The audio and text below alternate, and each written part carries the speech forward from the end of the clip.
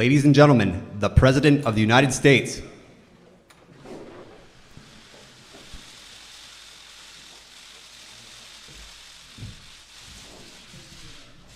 Thank you very much. I just wanted to begin by mentioning that the nominee for Secretary of the Department of Labor will be Mr. Alex Acosta. He has a law degree from Harvard Law School. He's a great student, former clerk for Justice Samuel Alito, and he has had a tremendous career. He's a member and has been a member of the National Labor Relations Board and has been through Senate confirmation 3 times, confirmed, did very, very well.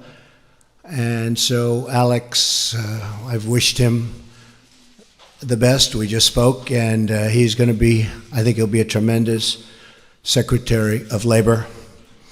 And also, as you probably heard just a little while ago, Mick Mulvaney, former congressman, has just been approved, weeks late, I have to say that, weeks late, Office of Management and Budget, and he will be, I think, a fantastic addition.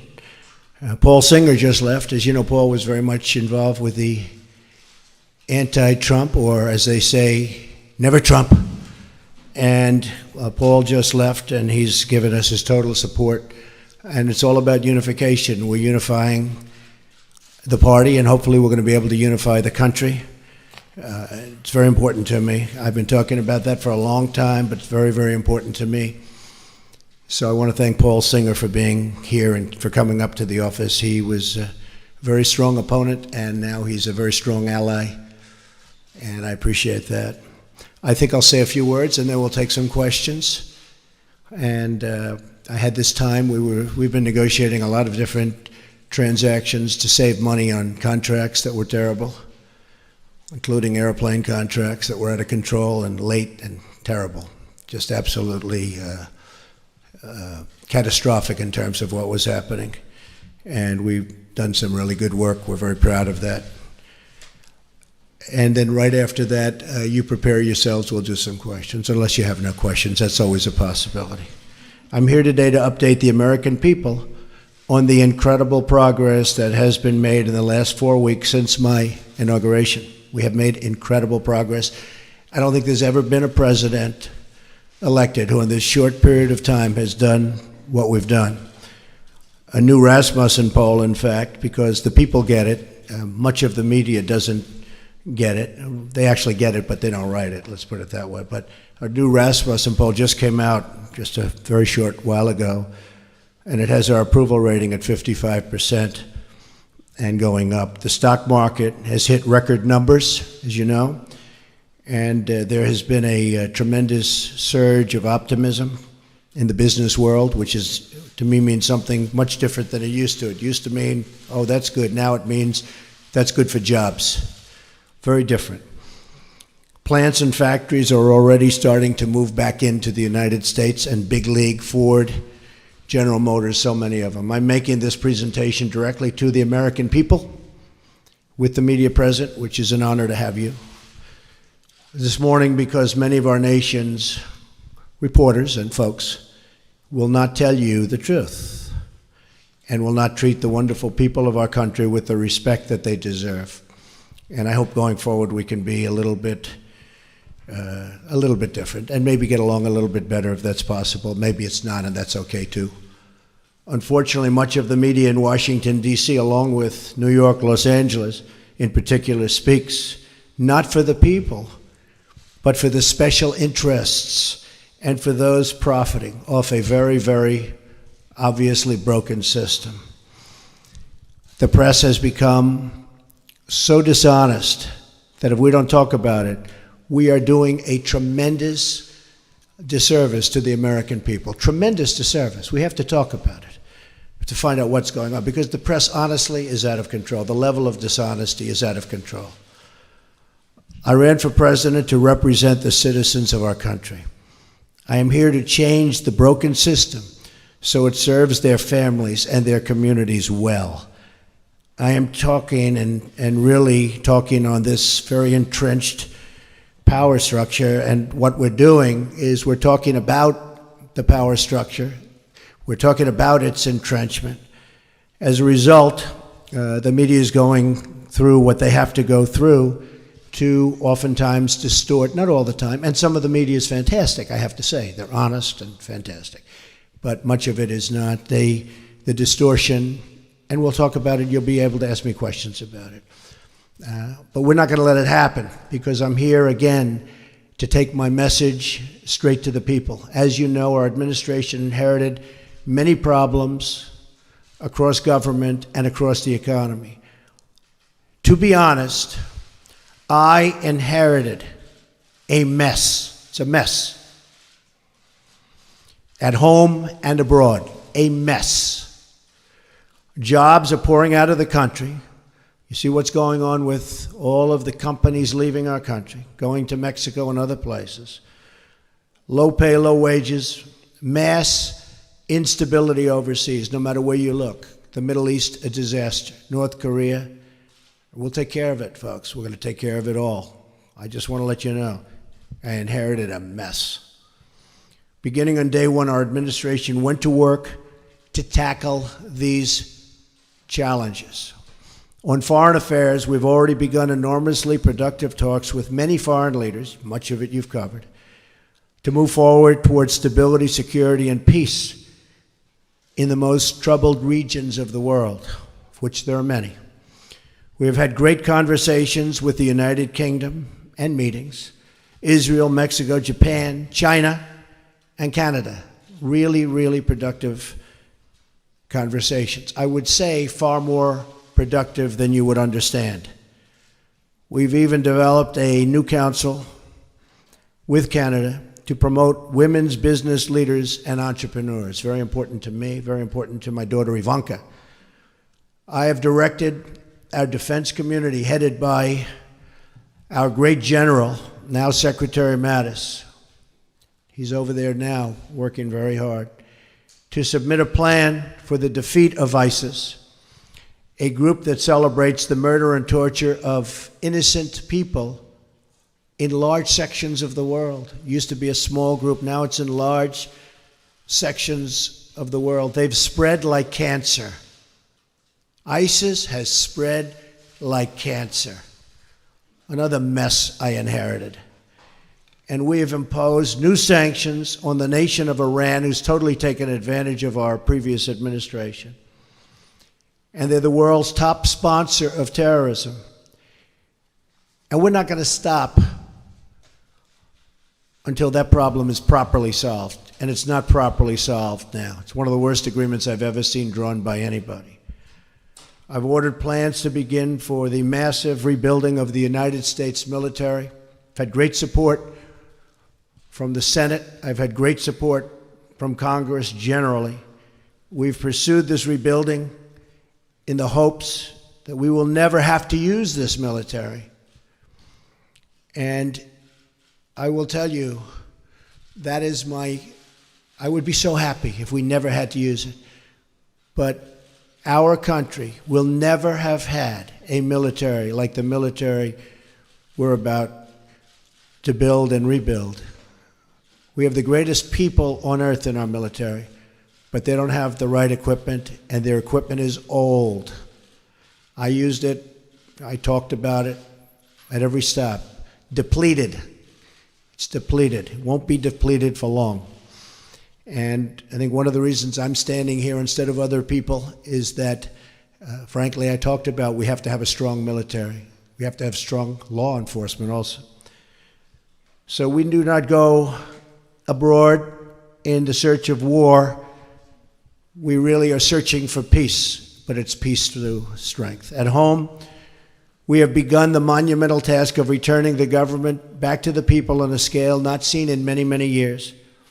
In each of these actions, I'm keeping my promises to the American people. These are campaign promises. Some people are so surprised that we're having strong borders. Well, that's what I've been talking about for a year and a half, strong borders. They're so surprised. Oh, he having strong borders. Well, that's what I've been talking about to the press and to everybody else. One promise after another, after years of politicians lying to you to get elected.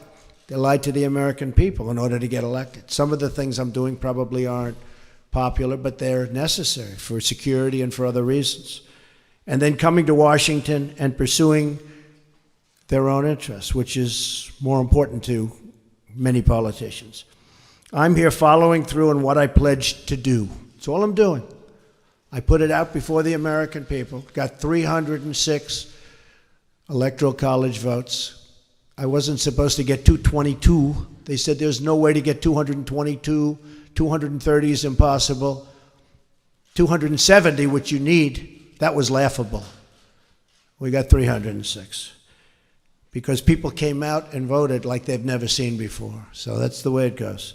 I guess it was the biggest electoral college win since Ronald Reagan.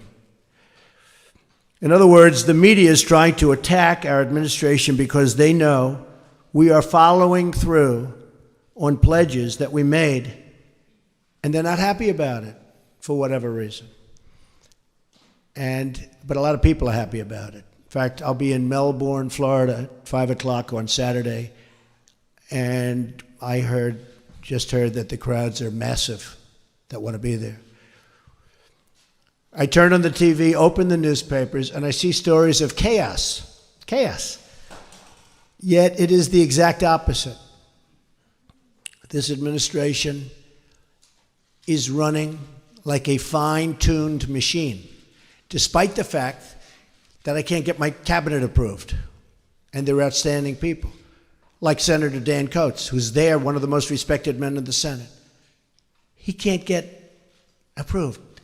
How do you not approve him? He's been a colleague, highly respected, brilliant guy, great guy. Everybody knows it. We're waiting for approval.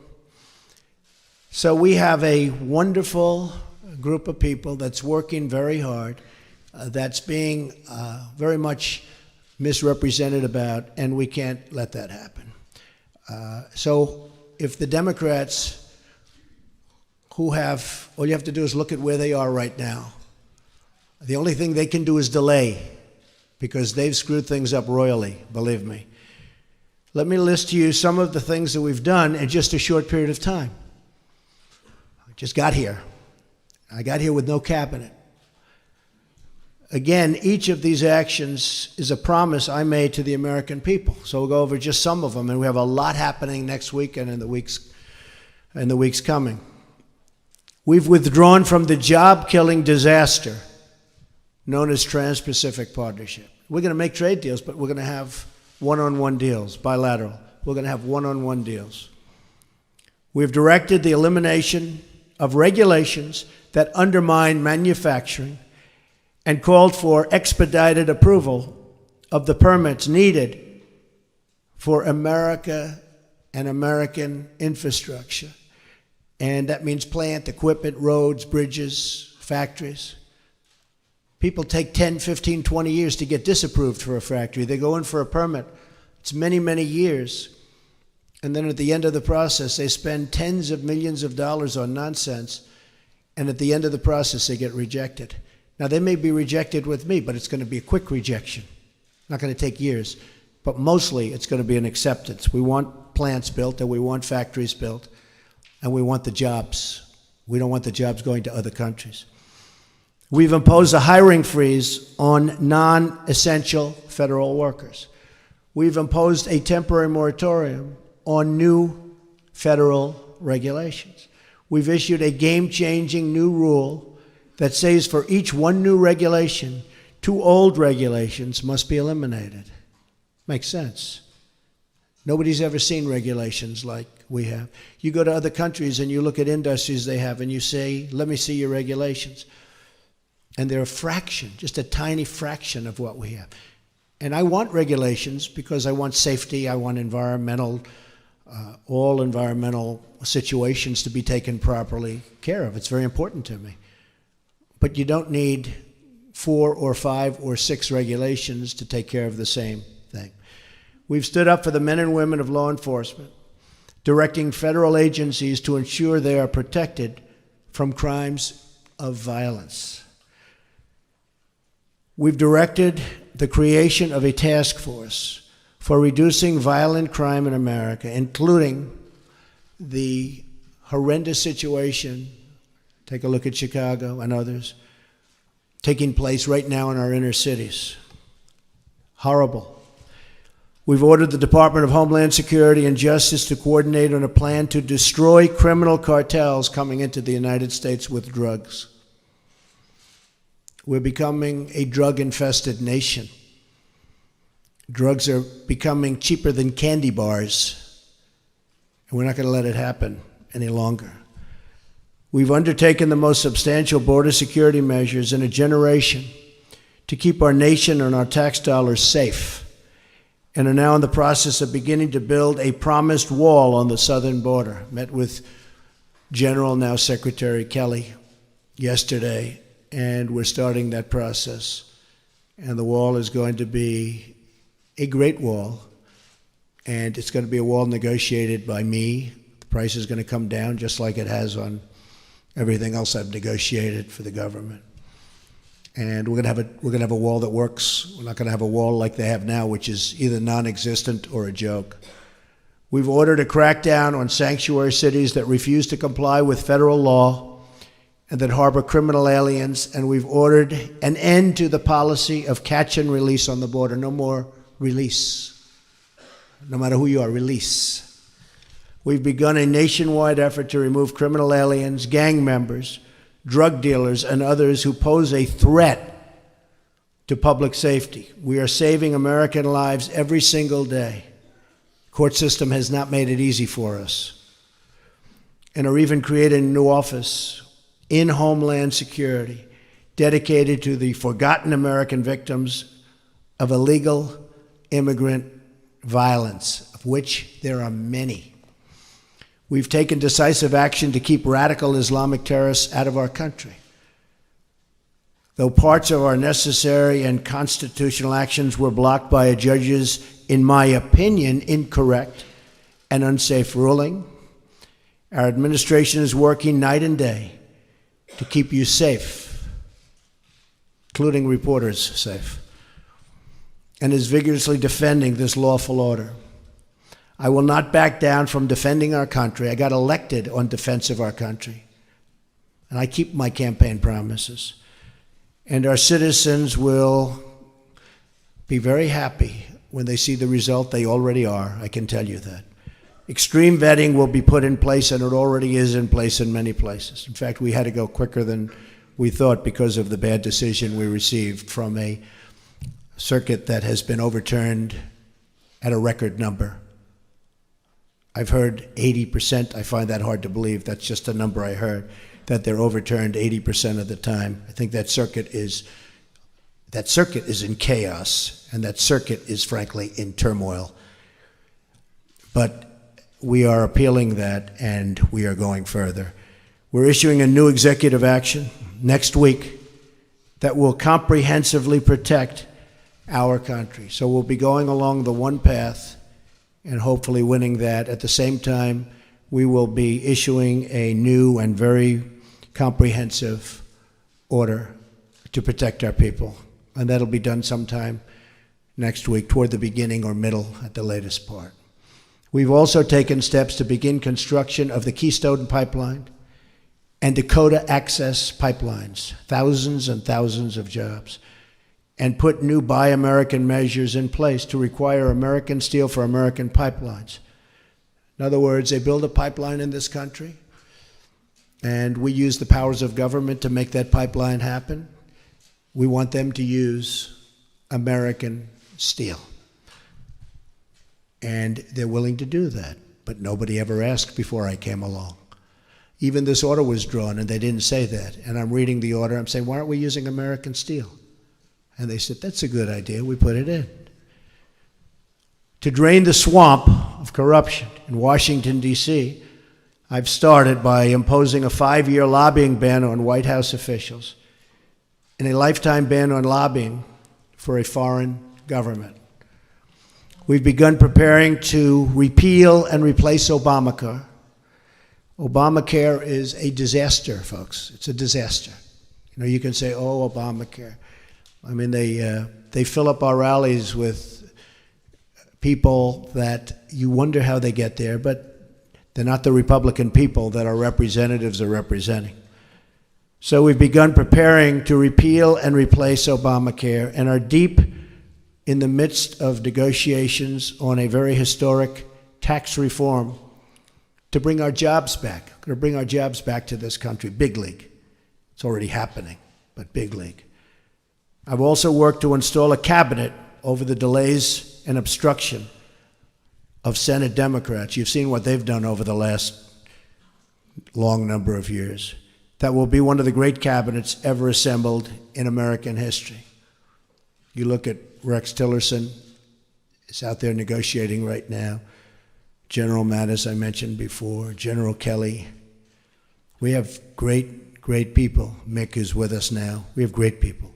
Among their responsibilities will be ending the bleeding of jobs from our country and negotiating fair trade deals for our citizens.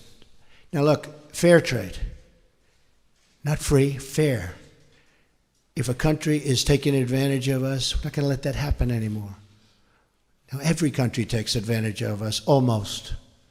I may be able to find a couple that don't, but for the most part, that would be a very tough job for me to do. Jobs have already started to surge. Since my election, Ford announced it will abandon its plans to build a new factory in Mexico and will instead invest $700 million in Michigan, creating many jobs. Fiat Chrysler announced it will invest $1 billion in Ohio and Michigan, creating 2,000 new American jobs. They were with me a week ago. You know, you were here. General Motors likewise committed to invest billions of dollars in its American manufacturing operation, keeping many jobs here that were going to leave. And if I didn't get elected, believe me, they would have left. And these jobs and these things that I'm announcing would never have come here. Intel just announced that it will move ahead with a new plant in Arizona that probably was never going to move ahead with. And that will result in at least 10,000 American jobs. Walmart announced it will create 10,000 jobs in the United States just this year because of our various plans and initiatives. And there'll be many more. These are a few that we're naming. Other countries have been taking advantage of us for decades, folks. And we're not going to let that happen anymore. Not going to let it happen.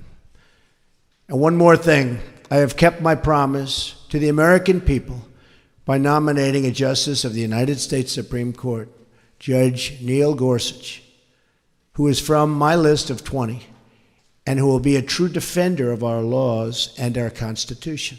Highly respected. Should get the votes from the Democrats. You may not see that, but he'll get there one way or the other. But he should get there the old-fashioned way, and he should get those votes. This last month has represented an unprecedented degree of action on behalf of the great citizens of our country. Again, I say it, there has never been a presidency that's done so much in such a short period of time. And we haven't even started the big work yet. That starts early next week. Some very big things are going to be announced next week. So we're just getting started. We will be giving a speech, as I said, in Melbourne, Florida at 5 p.m. I hope to see you there. And with that, I just say, God bless America, and let's take some questions. Mara, go ahead. You were cut off pretty violently at our last news conference. Mike Flynn is a fine person, and I asked for his resignation. He respectfully gave it. He is a man who, there was a certain amount of information given to Vice President Pence, who's with us today, and I was not happy with the way that information was given. He didn't have to do that because what he did wasn't wrong. What he did in terms of the information he saw, what was wrong was the way that other people, including yourselves in this room, were given that information. Because that was classified information, it was given illegally. That's the real problem. And, you can talk all you want about Russia, which was all a, fake news fabricated deal to try and make up for the loss of the Democrats, and the press plays right into it. In fact, I saw a couple of the people that were supposedly involved with all of this, but they know nothing about it. They weren't in Russia. They never made a phone call to Russia. They never received a phone call. It's all fake news. It's all fake news. The nice thing is I see it starting to turn, where people are now looking at the illegal, all right, I think it's very important, the illegal giving out classified information. It was, and let me just tell you, it was given out like so much. I'll give you an example. I called, as you know, Mexico. It was a very, very confidential, classified call, but I called Mexico. And in calling Mexico, I figured, oh, well, that's nice. I spoke to the president of Mexico, had a good call. All of a sudden, it's out for the world to see. It's supposed to be secret. It's supposed to be either confidential or classified in that case. Same thing with Australia. All of a sudden, people are finding out exactly what took place. The same thing happened with respect to General Flynn. Everybody saw this. And I'm saying, the first thing I thought of when I heard about it is, how does the press get this information that's classified? How do they do it? You know why? Because it's an illegal process, and the press should be ashamed of themselves. But more importantly, the people that gave out the information to the press should be ashamed of themselves. Really ashamed. Yes, go ahead. Because when I looked at the information, I said, I don't think he did anything wrong. If anything, he did something right. He was coming into office. He looked at the information. He said, that's fine. That's what they're supposed to do. They're supposed to be, and he didn't just call Russia. He called and spoke to both ways. I think there were 30-some odd countries. He's doing the job. He was just doing his job. The thing is, he didn't tell our vice president properly, and then he said he didn't remember. So either way, it wasn't very satisfactory to me. And I have somebody that I think will be outstanding for the position. And that also helps, I think, in the making of my decision. But he didn't tell the Vice President of the United States the facts, and then he didn't remember. And that just wasn't acceptable to me. Yes. Since you brought up Russia, I'm looking for some clarification here. During your campaign, did anyone from your team communicate with members of the Russian government or Russian intelligence? And if so, what were the nature of those conversations? Yeah. Well, the failing New York Times wrote a big, long front-page story yesterday. And it was very much discredited, as you know. It's a joke. And the people mentioned the story. I noticed they were on television today saying they never even spoke to Russia. They weren't even a part, really. I mean, there was such a minor part. I hadn't spoken to them. I think the one person, I don't think I've ever spoken to him. I don't think I've ever met him. And he actually said he was a very low-level member of, I think, a committee for a short period of time. I don't think I ever met him. Now, it's possible that I walked into a room and he was sitting there, but I don't think I ever met him. I didn't talk to him ever, and he thought it was a joke. The other person said he never spoke to Russia, never received a call, look at his phone records, et cetera, et cetera. And the other person, people knew that he represented various countries, but I don't think he represented Russia, but knew that he represented various countries. That's what he does. I mean, people know that. That's Mr. Manafort, who's, by the way, a respected man. He's a respected man. But I think he represented the Ukraine or Ukraine government or somebody. But people knew that. Everybody knew that. So these people, and he said that he has absolutely nothing to do and never has with Russia. And he said that very forcefully. I saw his statement. He said it very forcefully. Most of the papers don't print it because that's not good for their stories. So the three people that they talked about all totally deny it. And I can tell you, speaking for myself, I own nothing in Russia. I have no loans in Russia. I don't have any deals in Russia. President Putin called me up very nicely to congratulate me on the win of the election. He then called me up extremely nicely to congratulate me on the inauguration, which was terrific. But so did many other leaders, almost all other leaders from almost all other countries. So that's the extent. Russia is fake news. This is fake news put out by the media. The real news is the fact that people, probably from the Obama administration, because they're there, because we have our new people going in place right now. As you know, Mike Pompeo is now taking control of the CIA. James Comey at FBI. Dan Coates is waiting to be approved. I mean, he is a senator and a highly respected one. And he's still waiting to be approved. But our new people are going in. And just while you're at it, because you mentioned this, Wall Street Journal did a story today that was almost as disgraceful as the failing New York Times' story yesterday. And it talked about, you saw it front page. So, Director of National Intelligence just put out, acting, a statement. Any suggestion that the United States intelligence community, this was just given to us, is withholding information and not providing the best possible intelligence to the president and his national security team is not true. So they took this front page story out of the Wall Street Journal, top, and they just wrote the story that it's not true. And I'll tell you something, I'll be honest, because I sort of enjoy this back and forth, and I guess I have all my life, but I've never seen more dishonest media than, frankly, the political media. I thought the financial media was much better, much more honest. But I will say that I never get phone calls from the media. How do they write a story like that in the Wall Street Journal without asking me? Or how do they write a story in the New York Times, put it on front page? That was like the story they wrote about the women and me. Front page, big, massive story. And it was nasty. And then they called, they said, we never said that. We like Mr. Trump. They called up my office. We like Mr. Trump. We never said that. And it was they totally misrepresented those very wonderful women, I have to tell you. Totally misrepresented. I said, give us a retraction. They never gave us a retraction. And frankly, I then went on to other things. Okay, go ahead. You okay?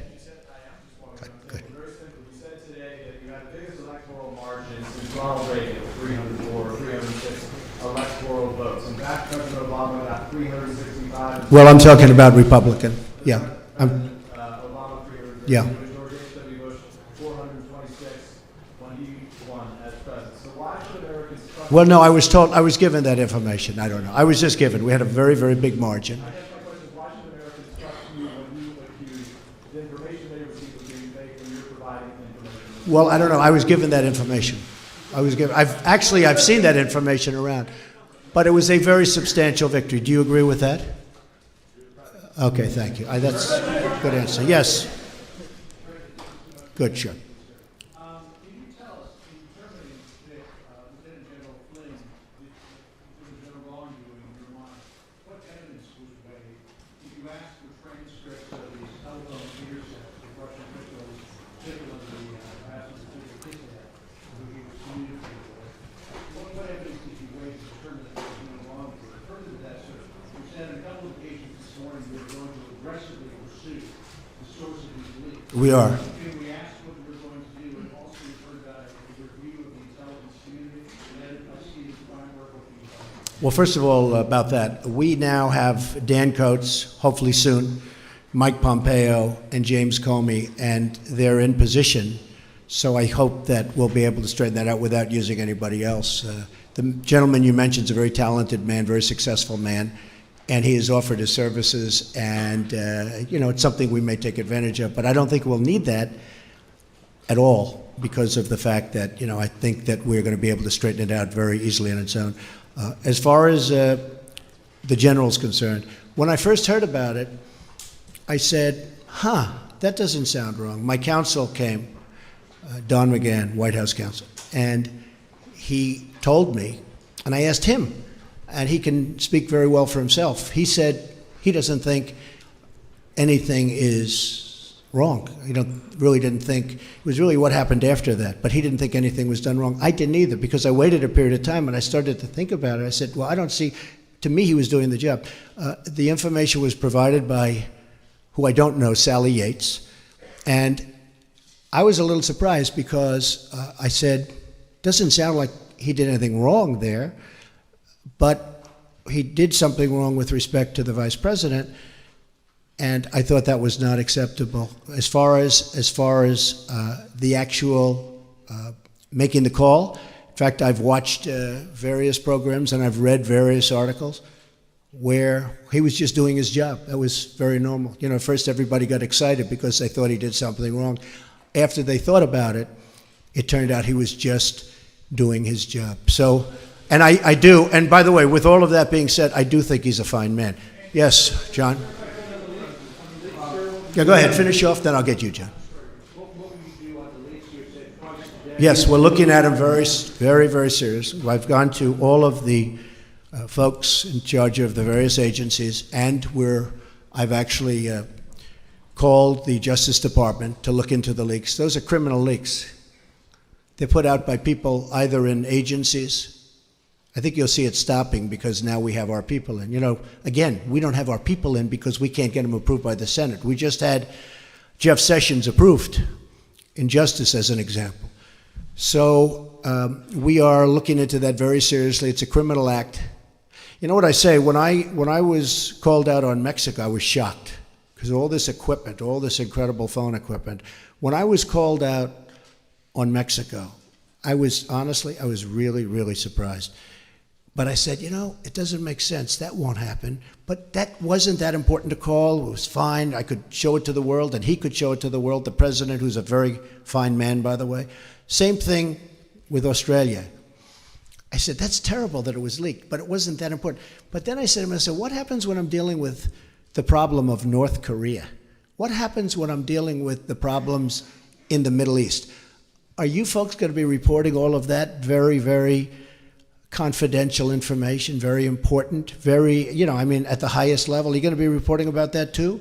So I don't want classified information getting out to the public. And in a way, that was almost a test. So I'm dealing with Mexico. I'm dealing with Argentina. We were dealing on this case with Mike Flynn. All this information gets put into the Washington Post and gets put into the New York Times. And I'm saying, what's going to happen when I'm dealing on the Middle East? What's going to happen when I'm dealing with really, really important subjects like North Korea? We got to stop it. That's why it's a criminal penalty. Yes, John? Thank you, Mr. President. I just want to get you to clarify a very important point. Can you say definitively that no one on your campaign had any contact with the Russians during the campaign? And on the leaks, is it fake news or are these real leaks? Well, the leaks are real. You're the one that wrote about them and reported them. I mean, the leaks are real. You know what they said. You saw it.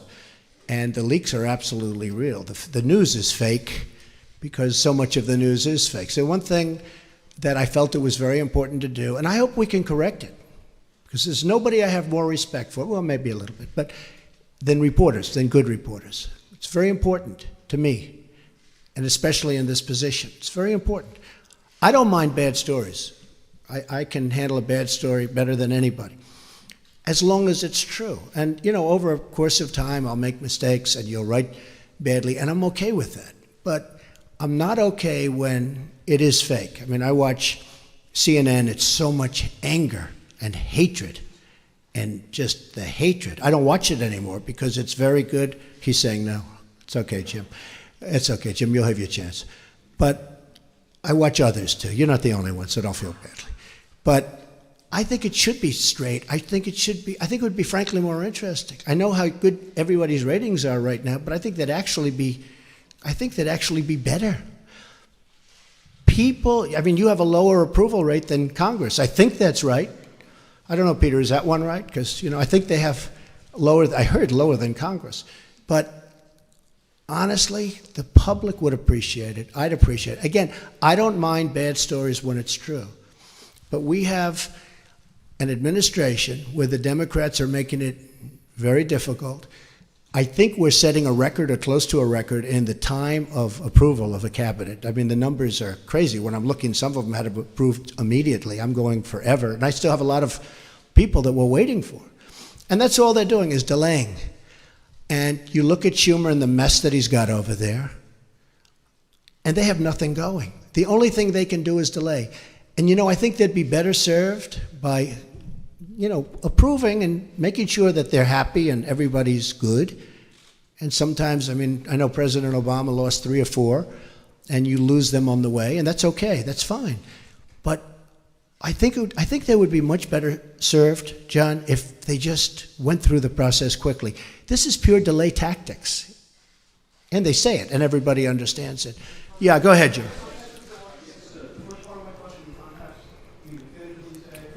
Well, I had nothing to do with it. I have nothing to do with Russia. I told you. I have no deals there. I have no anything. Now, when WikiLeaks, which I had nothing to do with, comes out and happens to give, they're not giving classified information. They're giving stuff, what was said in an office about Hillary cheating on the debates, which, by the way, nobody mentions. Nobody mentions that Hillary received the questions to the debates. Can you imagine, seriously, can you imagine if I received the questions? It would be the electric chair.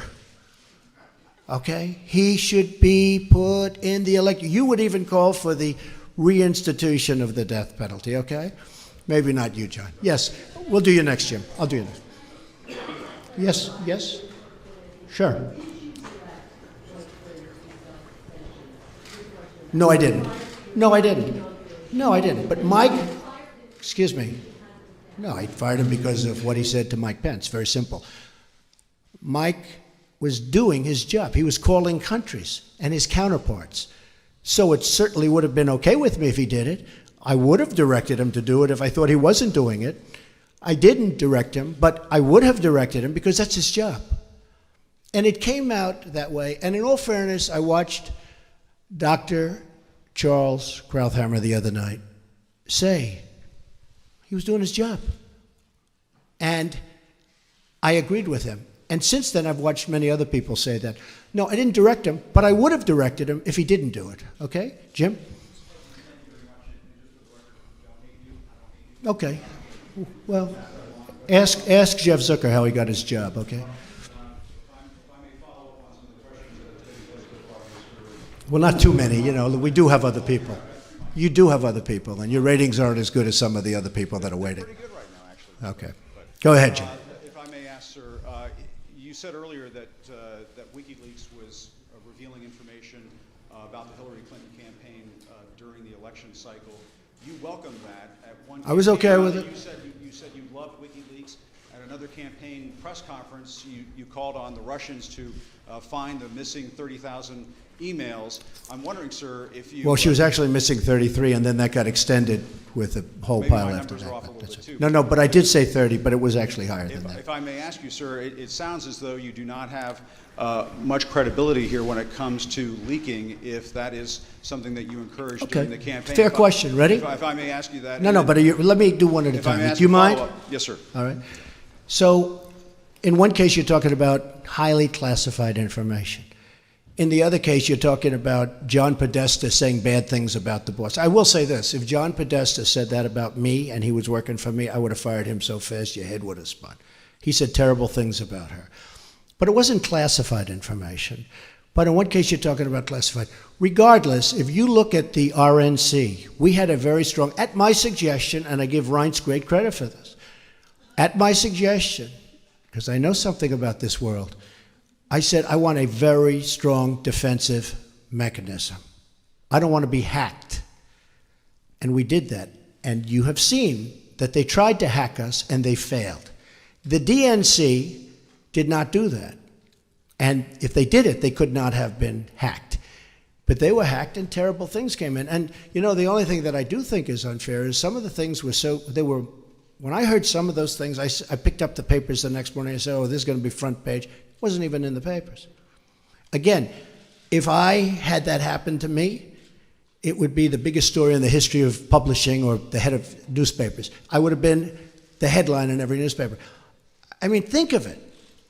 They gave her the questions to a debate, and she should have reported herself. Why didn't Hillary Clinton announce that, I'm sorry, but I have been given the questions to a debate or a town hall, and I feel that it's inappropriate, and I want to turn in CNN for not doing a good job. And if I may follow up on that, just something that Jonathan Karl was asking you about. You said that the leaks are real, but the news is fake. I guess I don't understand. It seems that there's a disconnect there. If the information coming from those leaks is real, then how can the stories be No, fake? the reporting is fake. And if I Look, may ask, look, I just want to ask Jim, you know one what it is? Here's the thing. The public isn't, they read newspapers, they see television, they watch. They don't know if it's true or false because they're not involved. I'm involved. I've been involved with this stuff all my life, but I'm involved. So I know when you're telling the truth or when you're not. I just see many, many untruthful things. And I'll tell you what else I see. I see tone, the word tone. The tone is such hatred. I'm really not a bad person, by the way. No, but the tone is such, I do get good ratings, you have to admit that. The tone is such hatred. I watched this morning a couple of the network, and I have to say, Fox and Friends in the morning, they're very honorable people. They're very, not because they're good, because they hit me also when I do something wrong, but they have the most honest morning show. That's all I can say. It's the most honest. But the tone, Jim, if you look, the hatred, sometimes somebody gets, well, you look at your show that goes on at 10 o'clock in the evening. You just take a look at that show. That is a constant hit. The panel is almost always exclusive anti-Trump. The good news is he doesn't have good ratings, but the panel is almost exclusive anti-Trump. And the hatred and venom coming from his mouth, the hatred coming from other people on your network. Now, I will say this. I watch it. I see it. I'm amazed by it. And I just think you'd be a lot better off. I honestly do. The public gets it, Look, when I go to rallies, they turn around, they start screaming at CNN. They want to throw their placards at CNN, I think you would do much better by being different. But you just take a look. Take a look at some of your shows in the morning and the evening. If a guest comes out and says something positive about me, it's brutal. Now, they'll take this news conference. I'm actually having a very good time, okay? But they'll take this news conference. Don't forget, that's the way I won. Remember, I used to give you a news conference every time I made a speech, which was like every day, okay? No, that's how I won. I won with news conference and probably speeches. I certainly didn't win by people listening to you people, that's for sure. But I'm having a good time. Tomorrow they will say, Donald Trump rants and raves at the press. I'm not ranting and raving. I'm just telling you, you're dishonest people. But I'm not ranting and raving. I love this. I'm having a good time doing it. But tomorrow the headlines are going to be Donald Trump rants and raves. I'm not ranting and raving. Go ahead. I may just one more follow-up. Should I let him have a little bit more? What do you think, Peter? Peter, should I let him have a little bit more? Sit down. Sit down. We'll get it. Just because of the attack of fake news and attacking our network, I just want to ask you, sir. I'm changing it from fake news, though. Doesn't that undermine? Very fake news. I know, but aren't you? Go ahead. Real news, Mr. President. Real news. And you're not related to our new... I am not related, sir, no. I do like the sound of Secretary Acosta, I must say. I looked at that name. I said, wait a minute. Is there any relation there? Alex Acosta. I'm sure you checked that out, sir. No, I checked it. They said, no, sir. I said, do me a favor. Go back and check the family tree. Okay. But aren't you concerned, sir, that you are undermining the people's faith in the First Amendment, freedom of the press in this country, when you call stories you don't like fake news? Why not just say it's a story I don't like? When I do you that. Call it fake news, no, you're undermining confidence in our news media. Here's the thing. Isn't okay, that important? I understand what you... And you're right about that, except this. See, I know when I should get good and when I should get bad. And sometimes I'll say, wow, that's going to be a great story. And I'll get killed. I know what's good and bad. I'd be a pretty good reporter, not as good as you. But I know what's good. I know what's bad. And when they change it and make it really bad, something that should be positive, sometimes something that should be very positive, they'll make okay. They'll even make it negative. So I understand it. So because I'm there, I know what was said, I know who's saying it, I'm there. So it's very important to me. Look, I want to see an honest press. When I started off today by saying that it's so important to the public to get an honest press. The public doesn't believe you people anymore.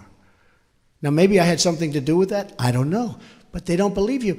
If you were straight and really told it like it is, as Howard Cosell used to say, right? Of course, he had some questions also.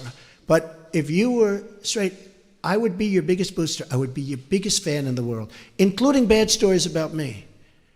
But if you go, as an example, your CNN, I mean, it's story after story after story is bad.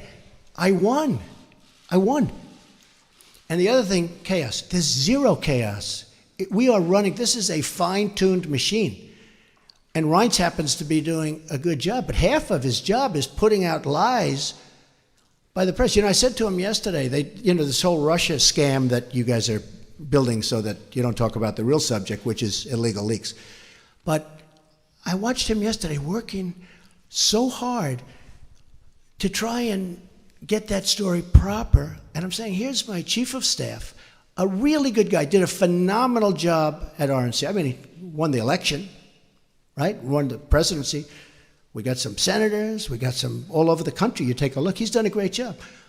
And I said to myself, and I said to somebody that was in there, I said, you take a look at Reince. He's working so hard just putting out fires that are fake fires. I mean, they're fake. They're not true. And isn't that a shame? Because he'd rather be working on health care. He'd rather be working on tax reform, Jim. I mean that. I would be your biggest fan in the world if you treated me right. Now, I sort of understand there's a certain bias, maybe by Jeff or somebody, for whatever reason. And I understand that. But you've got to be at least a little bit fair. And that's why the public sees it. They see it. They see it's not fair. You take a look at some of your shows, and you see the bias and the hatred. And the public is smart. They understand it. Okay, yeah, go ahead. We have no doubt that you believe this story is fake news, but for those who believe that there is something to it, is there anything that you have learned over these last few weeks that you might be able to reveal that might ease their concerns that this isn't fake news? And secondly, I think they don't believe it. I don't think the public believes it. That's why the Rasmussen poll just has me through the roof. I don't think they believe it. Well, I guess one of the reasons I'm here today is to tell you the whole Russian thing, that's a ruse. That's a ruse. And by the way, it would be great if we could get along with Russia, just so you understand that. Now, tomorrow you'll say, Donald Trump wants to get along with Russia. This is terrible. It's not terrible. It's good. We had Hillary Clinton try and do a reset. We had Hillary Clinton give Russia 20% of the uranium in our country. You know what uranium is, right? It's a thing called nuclear weapons and other things, like lots of things are done with uranium, including some bad things. Nobody talks about that. I didn't do anything for Russia. I've done nothing for Russia. Hillary Clinton gave them 20% of our uranium. Hillary Clinton did a reset. Remember with the stupid plastic button that made us all look like a bunch of jerks? Here, take a look. He looked at her like, what the hell is she doing with that cheap plastic button? Hillary Clinton, that was a reset. Remember it said reset? Now, if I do that, I'm a bad guy. If we could get along with Russia, that's a positive thing. We have a very talented man, Rex Tillerson, who's going to be meeting with them shortly. And I told him, I said, I know politically it's probably not good for me. Hey, the greatest thing I could do is shoot that ship that's 30 miles offshore right out of the water. Everyone in this country is going to say, oh, it's so great. That's not great. That's not great. I would love to be able to get along with Russia. Now, you've had a lot of presidents that haven't taken that tact. Look where we are now. Look where we are now. So, if I can. Now, I love to negotiate things. I do it really well and all that stuff. But it's possible I won't be able to get along with Putin. Maybe it is. But I want to just tell you, the false reporting by the media, by you people, the false, horrible, fake reporting, makes it much harder to make a deal with Russia. And probably Putin said, he's sitting behind his desk, and he's saying, I see what's going on in the United States. They follow it closely. It's going to be impossible for President Trump to ever get along with Russia because of all the pressure he's got with this fake story, okay? And that's a shame. Because if we could get along with Russia, and by the way, China and Japan and everyone, if we could get along, it would be a positive thing, not a negative thing. Mr. President, since you Tax reform is going to happen fairly quickly. We're doing Obamacare. We're in final stages. We should be submitting the initial plan in March, early March, I would say. And we have to, as you know, statutorily and for reasons of budget, we have to go first. It's not like, frankly, the tax would be easier, in my opinion, but for statutory reasons and for budgetary reasons, we have to submit the health care sooner. So we'll be submitting health care sometime in early March, mid-March, and after that, we're going to come up, and we're doing very well on tax reform. Yes. Mr. President, you mentioned Russia. Let's talk about some serious issues that have come up in the last week that you have had to deal with as President of the United States. Okay. You mentioned the spy vessel off the coast of the United States. Not good. There was a ballistic missile test that many interpret as Not a good. violation of an Not agreement good. between the two countries, and a Russian plane buzzed a U.S. destroyer. Not good. I listened to you Excuse me. during the Excuse me. campaign. When did it happen?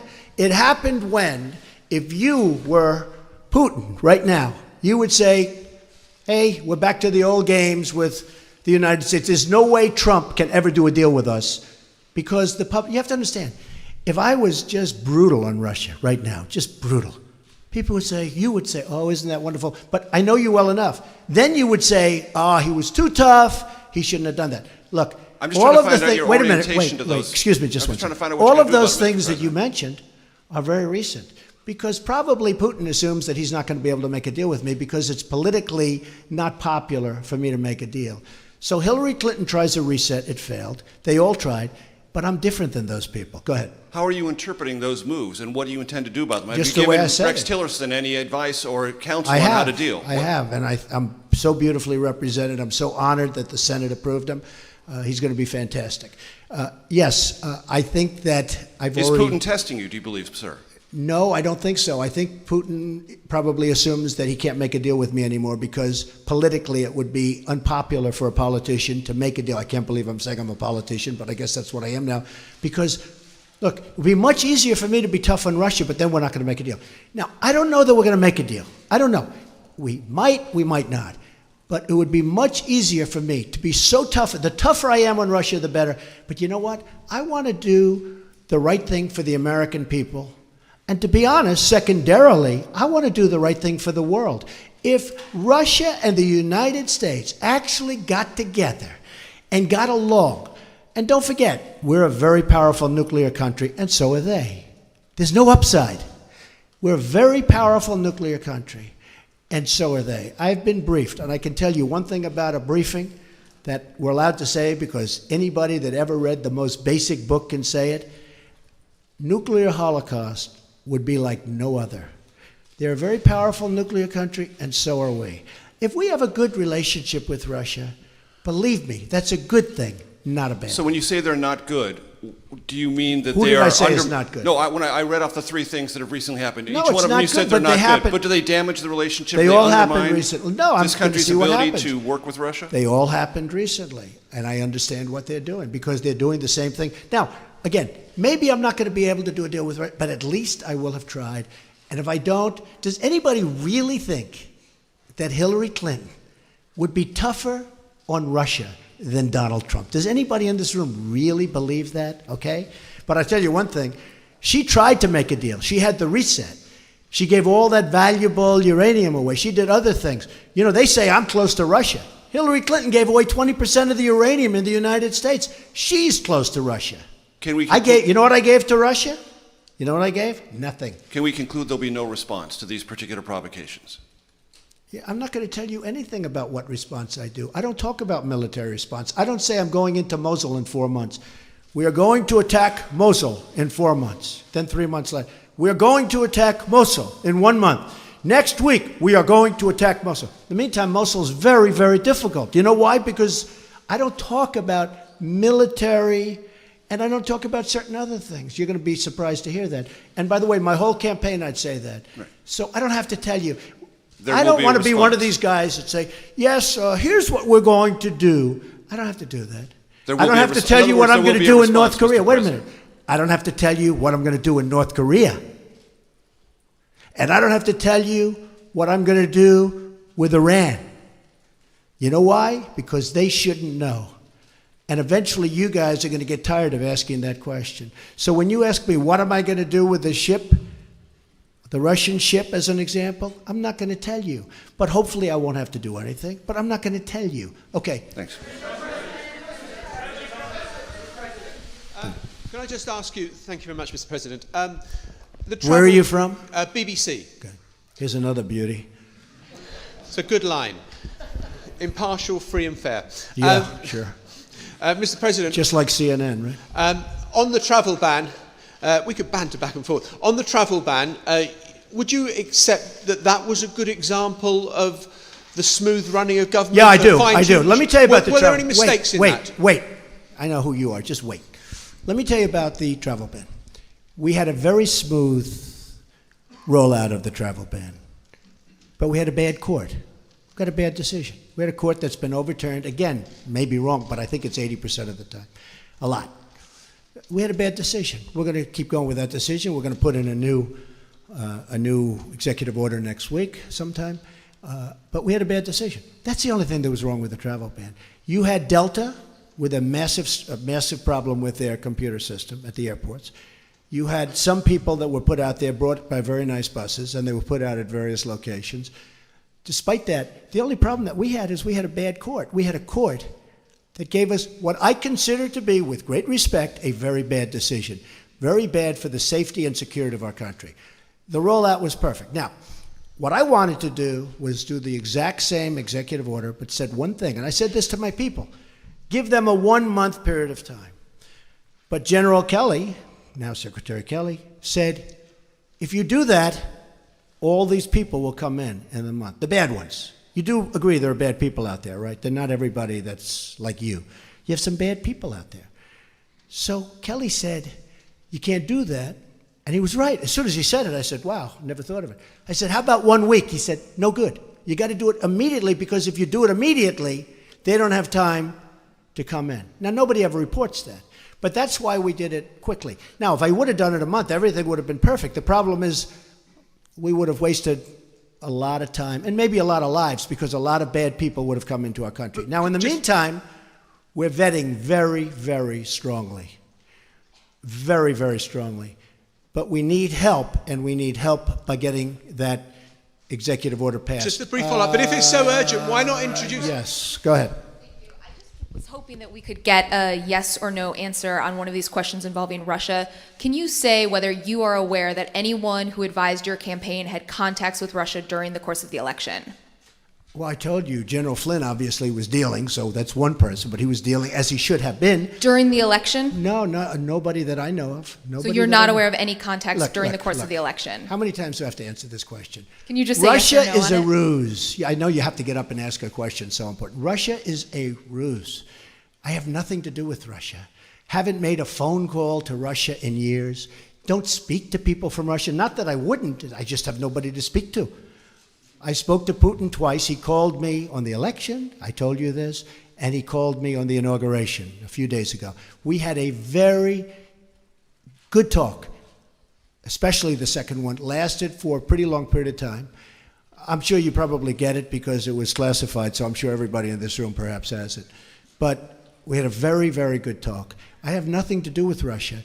To the best of my knowledge, no person that I deal with does. Now, Manafort has totally denied it. He denied it. Now, people knew that he was a consultant over in that part of the world for a while, but not for Russia. I think he represented Ukraine, or people having to do with Ukraine, or people that, whoever. But people knew that. Everybody knew that. But in his capacity as your campaign manager, was he in touch with Russian officials during the election? You know what? He said no. I can only tell you what he... Now, he was replaced long before the election. You know that, right? He was replaced long before the election. When all of this stuff started coming out, it came out during the election. But Paul Manafort, who's a good man also, by the way, Paul Manafort was replaced long before the election took place. He was only there for a short period of time. Okay. How much longer should we stay here, folks? 5 more minutes. Is that okay? 5?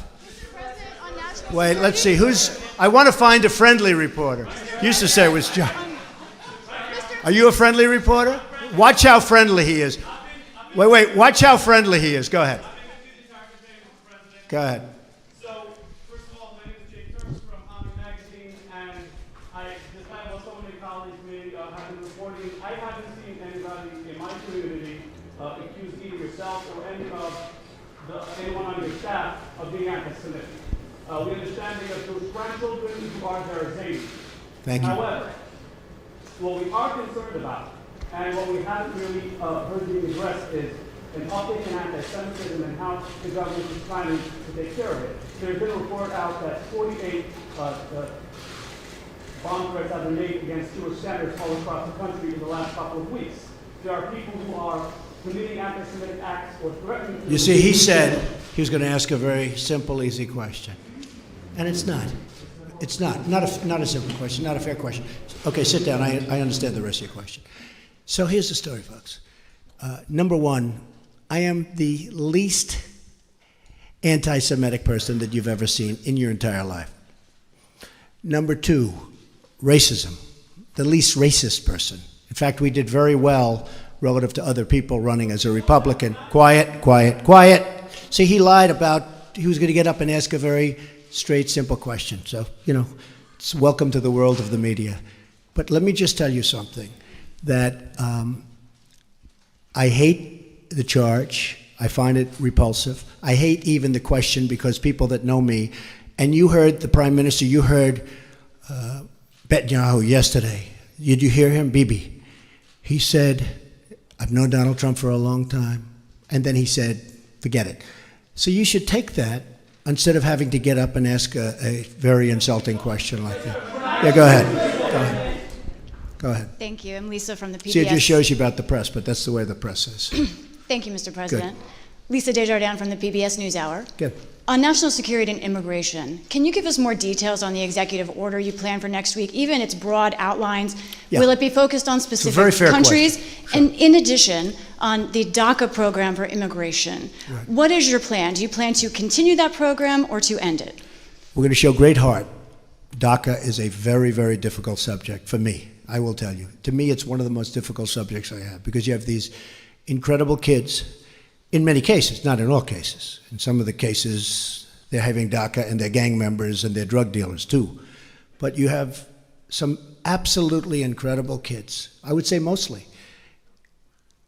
They were brought here in such a way, it's a very, very tough subject. We are going to deal with DACA with heart.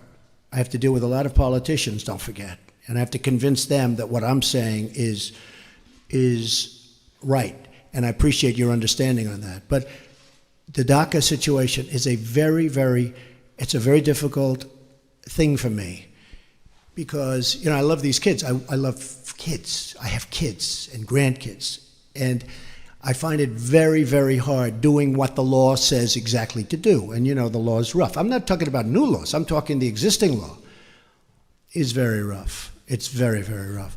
As far as the new order is going to be very much tailored to what I consider to be a very bad decision, but we can tailor the order to that decision and get just about everything, in some ways more, but we're tailoring it now to the decision. We have some of the best lawyers in the country working on it, and the new executive order is being tailored to the decision we got down from the court.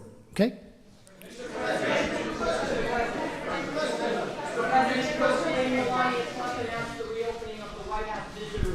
Yes. And she does a lot of great work for the country as well. Can you tell us a little bit about what First Lady Melania Trump does for the country, and there's a unique level of interest in your administration? So by opening the White House visitor's office, what does that mean to you and the rest of the Now that's what I call a nice question. That is very nice. Who are you with? Good, I'm going to start watching. All right. Thank you very much. Melania is terrific. She was here last night. We had dinner with Senator Rubio and his wife, who was, by the way, lovely. And we had a really good discussion about Cuba, because we have very similar views on Cuba. And Cuba was very good to me in the Florida election, as you know, the Cuban people, Americans. And I think that Melania is going to be outstanding. That's right. She just opened up the visitor center, in other words, touring of the White House. She, like others that she's working with, feel very, very strongly about women's issues, women's difficulties, very, very strongly. And she's a very, very strong advocate. I think she's a great representative for this country. And a funny thing happens, because she gets so unfairly maligned. The things they say, I've known her for a long time. She was a very successful person. She was a very successful model. She did really well. She would go home at night and didn't even want to go out with people. She was a very private person. She was always the highest quality that you'll ever find. And the things they say, and I've known her for a long time, the things they say are so unfair. And actually, she's been apologized to, as you know, by various media, because they said things that were lies. I just tell you this, I think she's going to be a fantastic First Lady. She's going to be a tremendous representative of women and of the people. And helping her and working her will be Ivanka, who is a fabulous person and a fabulous, fabulous woman. And they're not doing this for money. They're not doing this for pay. They're doing this because they feel it, both of them. And Melania goes back and forth, and after Barron finishes school, because it's hard to take a child out of school with a few months left, she and Barron will be moving over to the White House. Okay? Thank you. It's a very nice question. Go ahead. Yes. Hi. Oh, this is going to be a bad question, but that's okay. No, it's not going to be a bad Good, question. because I enjoy watching you on television. Go ahead. Well, thank you so much. Mr. President, I need to find out from you, you said something as it relates to inner cities. That was one of your platforms during your campaign. Now Fix the inner cities. Yeah. Fixing the inner cities. What will be that fix and your urban agenda, as well as your HBCU executive order that's coming out this afternoon? Now, see, it wasn't bad, was it? That was very professional and very good. Oh, Yeah, very we'll be professional, announcing yes. the order in a little while, and I'd rather let the order speak for itself, but it'll be something I think that will be very good for everybody concerned. But we'll talk to you about that after we do the announcement. As far as the inner cities, as you know, I was very strong on the inner cities during the campaign. I think it's probably what got me a much higher percentage of the African-American vote than a lot of people thought I was going to get. We did, much higher than people thought I was going to get, and I was honored by that, including the Hispanic vote, which was also much higher. And by the way, if I might add, including the women's vote, which was much higher than people thought I was going to get.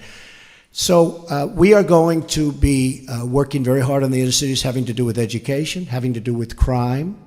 We're going to try and fix as quickly as possible. It takes a long time. It's taken 100 years and more for some of these places to evolve, and they evolved, many of them, very badly. But we're going to be working very hard on health and healthcare, very, very hard on education, and also we're going to be working in a stringent way and a very good way on crime. You go to some of these inner city places, and it's so sad when you look at the crime. You have people, and I've seen this, and I've sort of witnessed it. In fact, in 2 cases, I have actually witnessed it. They lock themselves into apartments, petrified to even leave in the middle of the day. They're living in hell. We can't let that happen.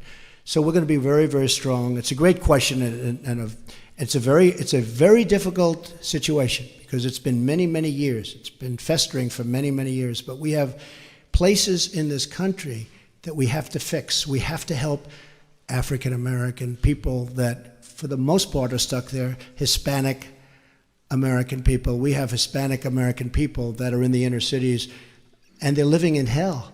I mean, you look at the numbers in Chicago. There are 2 Chicagos, as you know. There's one Chicago that's incredible, luxurious, and all, and safe.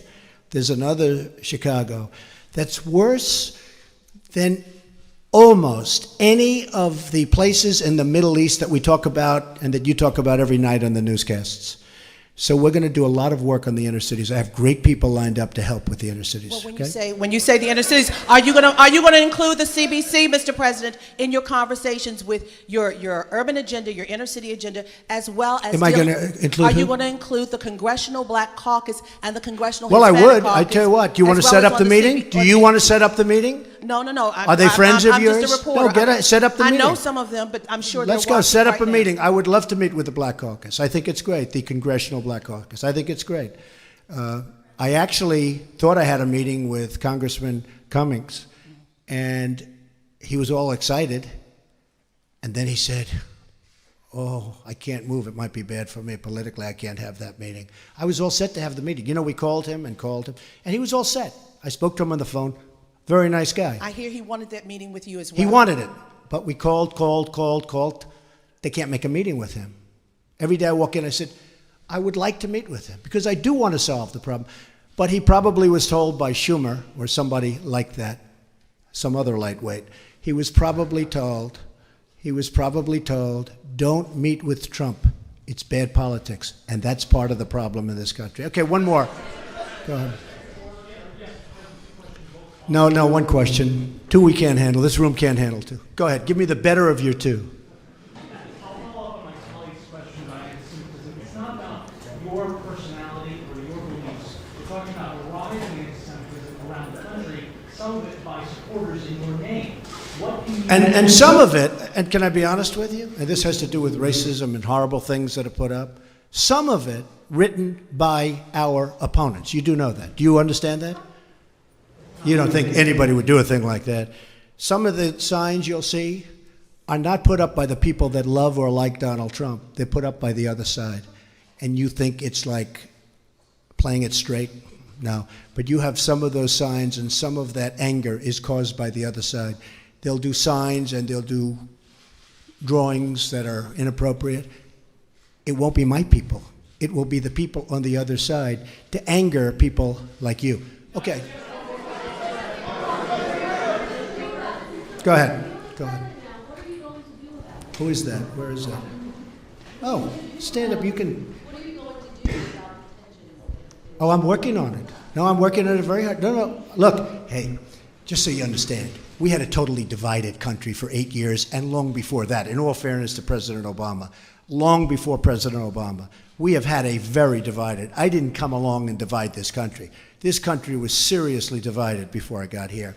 We're going to work on it very hard. One of the questions that was asked, I thought was a very good question, was about the inner cities. I mean, that's part of it. But we're going to work on education. We're going to work on we're going to try and stop the crime. We have great law enforcement officials. We're going to try and stop crime. We're not going to try and stop, we're going to stop crime. But it's very important to me. But this isn't Donald Trump that divided a nation. We went 8 years with President Obama, and we went many years before President Obama. We lived in a divided nation. And I am going to try. I will do everything within my power to fix that. I want to thank everybody very much. It's a great honor to be with you. Thank you. Thank you very much. Thanks. We'll do it later.